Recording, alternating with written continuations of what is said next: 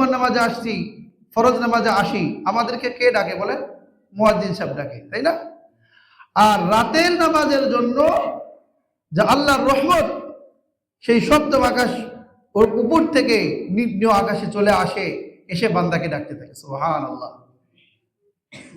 এ সম্পর্কে বুখারী মুসলিমে এসেছে। বুখারী শরীফের 1145 নম্বর হাদিস, মুসলিম শরীফের 758 নম্বর হাদিস। عن ابي هريره رضي الله تعالى عنه ان رسول الله صلى الله عليه وسلم قال ينزل ربنا تبارك وتعالى كل ليله الى السماء الدنيا, যা আমাদের রব তিনি দুনিয়ার আকাশে মধ্যরাতে আগমন করেন, নামেন।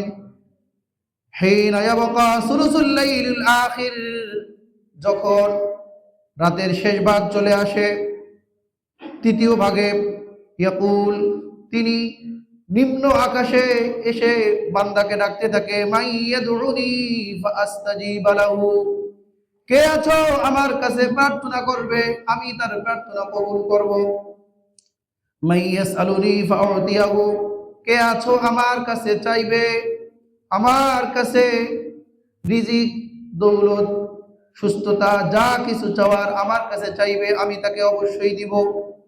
মাইয়াস্তাগফিরুনি ফাগফির লাহু, আর কে আছো আমার কাছে প্রার্থনা করবে, ক্ষমা প্রার্থনা করবে, আমি তাকে মাফ করে দিব। তাহলে আল্লাহর রহমত যখন ডাকতে থাকে, আর ওই সময় যদি কেউ সাড়া দেয়, তার দোয়া তো অবশ্যই কবুল হবে। আর রাতের কিছু অংশ, এটা অবশ্যই দোয়া কবুলের মুহূর্ত। অন্য বর্ণনা এসেছে, রাসূল করিম সাল্লাল্লাহু আলাইহি ওয়াসাল্লাম বলেন, তিরমিজি শরীফে এবং আবু দাউদ শরীফে এসেছে, আকরাবু মা ইয়াকুনু রাব্বু মিনাল আবদি ফি জাওফিল লাইলিল আখির, যে রাতের শেষ ভাগে রব তার বান্দার খুব নিকটবর্তী হন। ফাইন ইসতাতা আন তাকুনা মিম্মান ইয়াযকুরুল্লাহা ফি তিলকা সাআতি ফাকুন, যদি পারো ওই সময় আল্লাহর জিকিরকারীদের অন্তর্ভুক্ত হয়ে যাও। নবীজি বলে, তোমার যদি সক্ষমতা থাকে, তৌফিক হয়, তাহলে তুমি ওই রাত্রিতে কি হয়ে যাও?